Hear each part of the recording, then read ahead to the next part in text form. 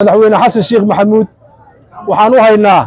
anigoo ku hadlaya afkii dhaqanka iyo gobollada Sool iyo Sanaag iyo Cayn waxaan u haynaa xurmad weyn waxaan u haynaa isaga xukuumaddiisaba sharaf sida ay noo sharaftay baan anoo sharfayna waxa uu ku jawaabay su'aasha kama jawaabi karo xasan sheekhna wuu ka jawaabay waxa aqoonsigii keenay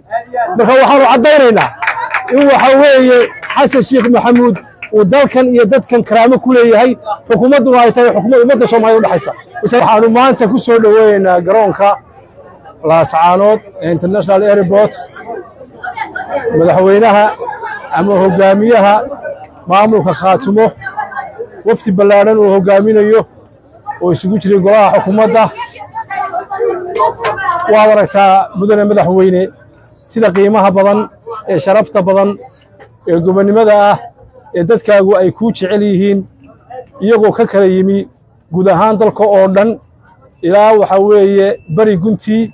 ilaa iyo hawd ilaa iyo mudug dadka halka maraya waxay isugu jiraan labadii maamulka Puntland iyo maamulka Khaatumo aad iyo aad ku soo dhaweynaya waxaanu aad iyo aad ugu mahadcelinaynaa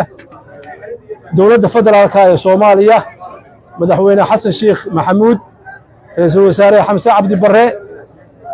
wasiirka arrimaha gudaha iyo dhammaan xukuumadda oo dhan haddii ay golaha baarlamaanka tahay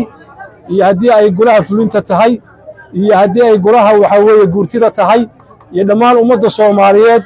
sida wanaagsan ee gobonimada ah ee waxa weeye ay u garteen in maamulka Khaatumo yahay maamul dhameystiran aqoonsigana Ilaahay baa haye madaxweyne xasan sheekh uu waxa weeye maamulku u aqoonsaday aad iyo aad baan kaaga mahadcelinaynaa madaxweyne waa aragtaa ummadii gobollada Sool iyo Sanaag iyo Cayn waxa weeye rabitaankaaga iyo rabitaankooda iyo rabitaanka ummadda Soomaaliyeed intuba isku mid buu noqday madaxweyne waxaanu ku sheegaynaa inaanu raali ka nahay inaanu ku soo dhaweynayno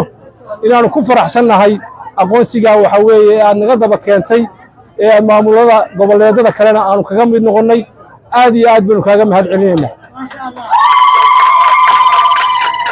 waxaanu kale u mahadcelinaynaa ummadda Soomaaliyeed sida wanaagsan ee caasimadda lagu soo dhaweeyay madaxweynaha iyagii ama hogaamiyaha iyagii aad iyo aad baan idinka mahadcelinaynaa waxaan intaa ku darayaa runtii madaxweyne xasan sheekh maxamuud waxaan u haynaa anigoo ku hadlaya afkii dhaqanka iyo gobollada Sool iyo Sanaag iyo Cayn waxaan u haynaa xurmad weyn waxaan u haynaa isaga xukuumaddiisaba sharaf sida ay noo sharaftay baan anoo sharfayna waxa weeye waxa laga yaabaa in meelaha qaarkood hadaba aad ka maqmaqasheen waxa weeye arrinkaasi waxa weeye arrin gobollada Sool iyo Sanaag iyo Cayn waa aragtaa maanta madaxweyne dadku waxay ku faraxsan yihiin oo taageersan yihiin xukuumadda federaalka Soomaaliya waxa weeye haddii aad hadal kala maqashaana way ka raali gelinaynaa waxa weeye dadku maanta meel bay wada jeedaan Soomaali maanta waa isku wada mid ama waqooyi ha joogto ama koonfur ha joogto waxaan leenahay cid kasta oo darisana inay wanaag iyo nabadgelyo ku wada noolaadaan ama gobollada waqooyi ha joogeen ama gobollada koonfur ha joogeen dowladda federaalkana waxa weeye waxa la ninkaan baa dadkiisa u mahadnaqin Ilaahay uma mahadnaqo waan u mahadcelinaynaa hadda ka horna waa nagi tagnay oo si fiican baa naloo soo dhaweeyay hadda hogaamiyaha tagayna waka aqoonsiga noo keenay marka dowladda federaalka soo taageersanin xasan sheekh iyo xukuumaddiisa ma taageersanin inta hal qodob baan ku darayaa madaxweynihii ka horeeyay hal su'aal baa la weydiiyay waxa la yiri mudane madaxweyne gobollada Sool iyo Sanaag iyo Cayn sidee baad u aragtaa